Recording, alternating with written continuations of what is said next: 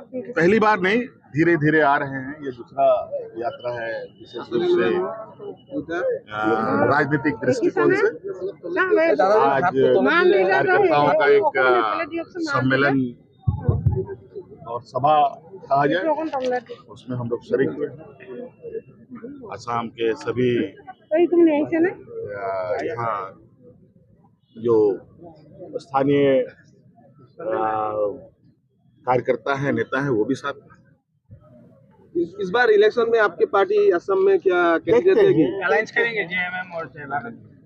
अभी देखते हैं क्या क्या होगा।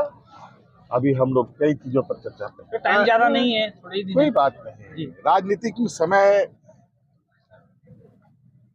बिल्कुल अपने तरीके से चलता है और निर्णय भी अपने तरीके से आते हैं। असम के सीएम अभी जन आशीर्वाद यात्रा कर रहे हैं असम में, तो लोग भी देखने को मिले। उनका अपना विषय है, अब हम उसको क्या कहते हैं। वो भी गए थे झारखंड इलेक्शन में।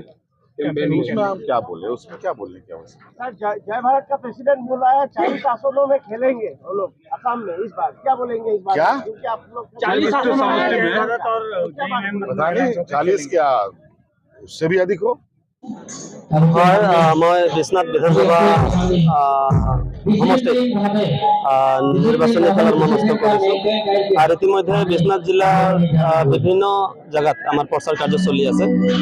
বিশ্বনাথ সমষ্টিত 24টা পঞ্চায়ত আছে, তাৰ বাহিৰৰ মিউনিচিপালিটি আছে।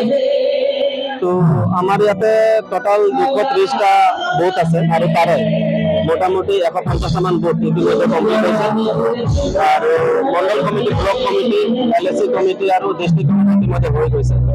গতিকে মই ভাবোঁ বিশ্বনাথ সমষ্টিত বহুত কাম কৰিব লগা আছে।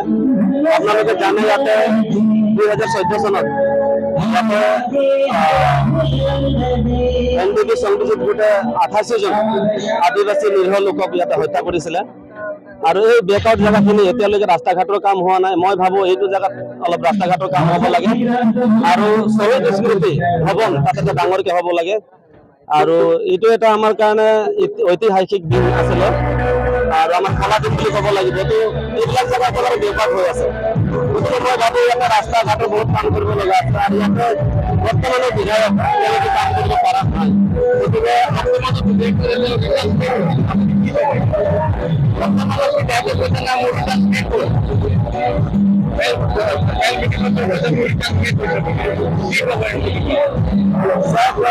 বিশ্বনাথ সমষ্টিত বহুত কাম কৰিব লগা আছে আৰু দুটা কাম তেওঁলোকে মানে হৈ আছিলে।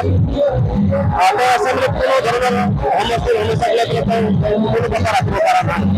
গতিকে বিশ্বনাথ পাৰ্টি ৰাইজে পৰিৱৰ্তন বিচাৰিছে আৰু সেয়ে জয়গৰৱ পাৰ্টি নতুন দল হিচাপে লৈ পেলাই আমি আগবাঢ়ি আছোঁ।